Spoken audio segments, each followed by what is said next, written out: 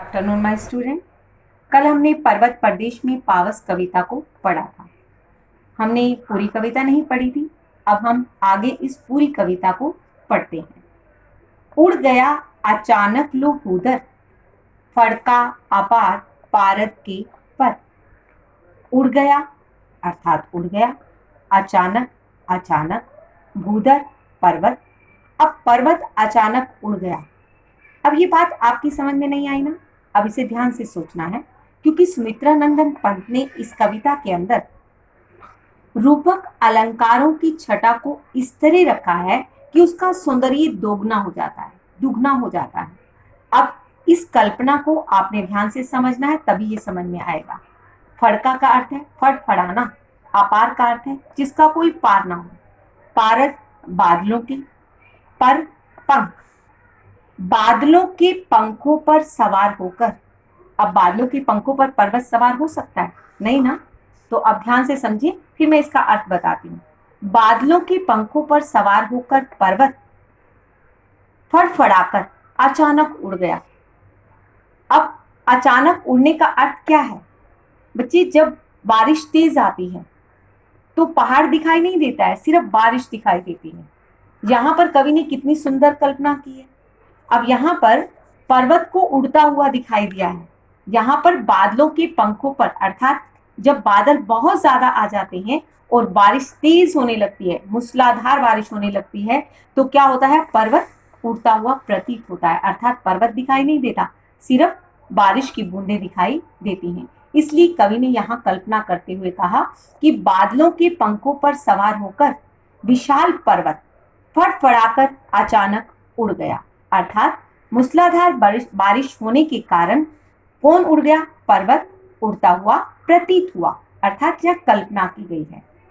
रव शेष रह गए ही निर्झर, केवल निर्झर होता है झरने, रव होता है शोर, शेष बाकी, झरनों की आवाज बाकी रह गई थी, अर्थात झरने की आवाज केवल सुनाई दे रही थी।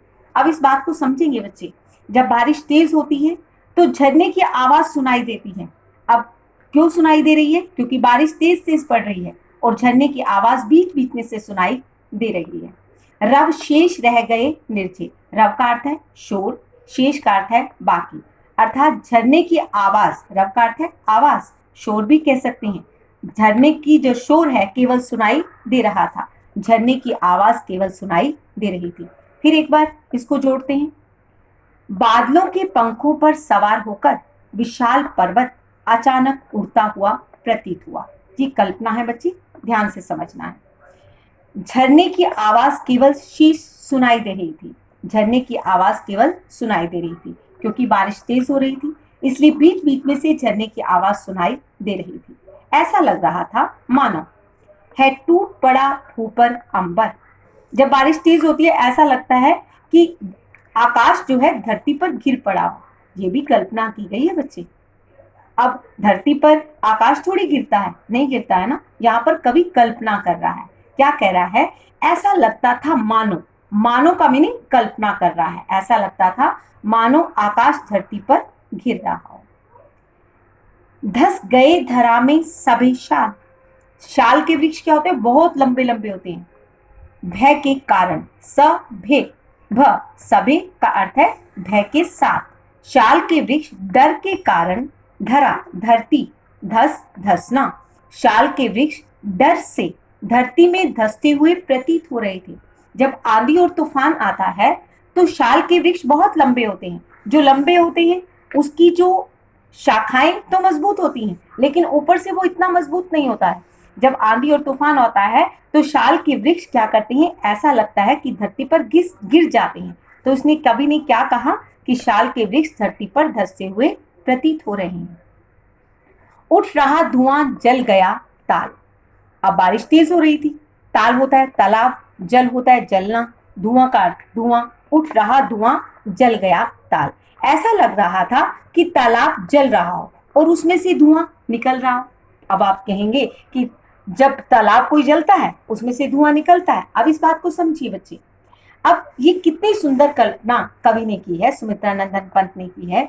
वो कहते हैं जब बारिश तेज तेज पड़ती है तो उसके अंदर, तालाब के अंदर क्या होता है, जब बारिश तेज तेज पड़ती है तो उसकी बूंदें दिखाई देती हैं और ऐसा लगता है उस बूंदों के पड़ने से तालाब के अंदर से धुआं निकल रहा हो।